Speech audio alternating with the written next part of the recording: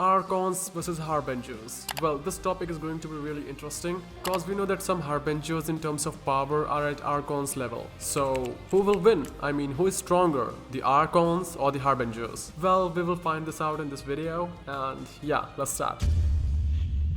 So the recent rumors about the Harbingers suggest that Capitano is the strongest individual in Tevat instead of the strongest mortal. This has caused some controversy among the fan base, as the idea of Harbingers being stronger than an Archon was inconvincible to them. However, Nahida has stated that top 3 Harbingers have power on the level of the gods. So this doesn't seem too far-fetched, right? Despite some people hypothesized that they are only comparable to weaker gods like Havria or something like that. I personally find this hypothesis to be nonsensical, as Havria was so weak that she was killed by a human with a sword. So if we use her as the general example of a god, then all the Harbingers, if not every vision user, would have godlike powers. Anyways, let's start my theory. I will analyze the top 3 Harbingers to determine if they are capable of beating the Archons. Okay, so without further ado, let's begin. Let's start with Columbina. So if she has a Seelie or Seraphim, as the theories claim, it seems plausible she would defeat an Archon. After all, both her and the Archons can be considered as gods. I'd like to imagine she has some OP